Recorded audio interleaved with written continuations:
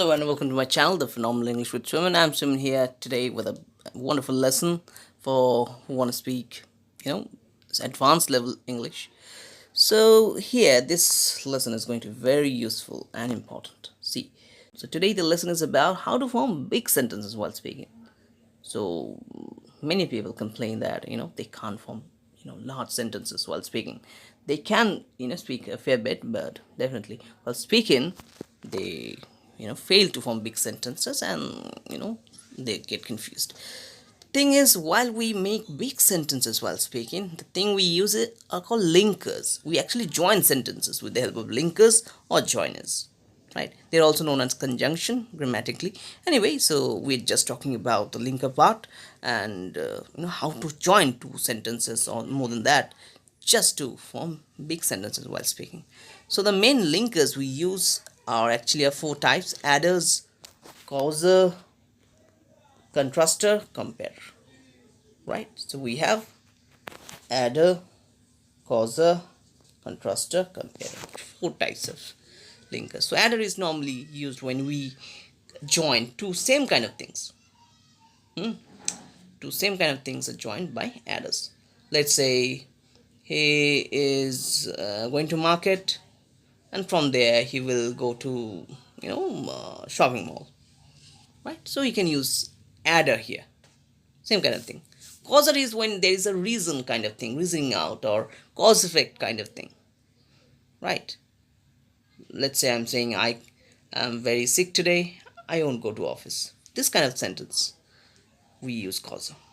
And contraster is something we use when there is some different kind of things. Two different things are talking about. Like for example, he's sick today. He's going to office. So two different things. He's sick, but he's going to office. So here we can use contraster. And then we have comparer. Compare is normally used when we are making comparison. Right? We make a kind of comparison between two things. Anyway, moving on to the joiners or linkers one by one. Firstly, we have adders to join sentences. Right? Of the same kind of things, we use adders to join mainly same kind of things. For example, my friend lost his pen and could not find his pencil to write.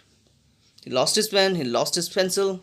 He has none of them, he cannot write. So similar kind of thing, right? Same thing. So we are using and here or adder here. Another example that can be like this: he is a good student as well as a good painter. Here we used and, here we are using as well as, right? Same thing, good student, good painter, similar kind of thing. We are using an adder, that is as well as, right? And next one, he is not only a singer but also a dancer. Not only but also. Again, adder, similar kind of thing, singer, dancer, both, right? Even in fact both is also a kind of adder. He is both singer and dancer. You can say that. Is also a kind of adder. So these are the adders we can normally use to form sentences of similar kind of things. Causer. Causer is when we reason out, right? We say something that has a cause and effect. I'm not going out today because I'm ill. I'm not going out. Why? Because I'm ill. I'm reasoning it out. Causing effect. Because. So after because, we normally put that cause, right? Effect is given first. This is effect, and then because, then the causing part. And with as, next example, that is as he did not work hard, he failed. So with as, we normally put the cause before the effect. As he did not work hard, he failed. So, right? So is used here to give a reason or cause effect. I invited him, that's why so he is here. So these three kind of causa we can use. Moving on to contraster. Yeah, definitely to different things, contrasting things. There is no equality. There's some disparity between them. So he tried but failed. So he tried but he failed. Opposite things. Right? Had it been he tried, he passed, then we could have said he tried and passed. Then we should have used adder here. But now we have contrast because it is opposite. Next one is, though my sister loves ice cream, she hates vanilla flavor. My sister loves ice cream, that's okay, but the problem is she hates vanilla flavor. Opposite. Again, as I said, so though is used. right? Though is normally used in the beginning of the sentence, right? And then we put the opposite thing. The student is quite attentive. Nevertheless, another example. Nevertheless, he's a bit naughty. The student is attentive, that's okay, but the problem is, disparity is, he's a bit naughty. So nevertheless is used here.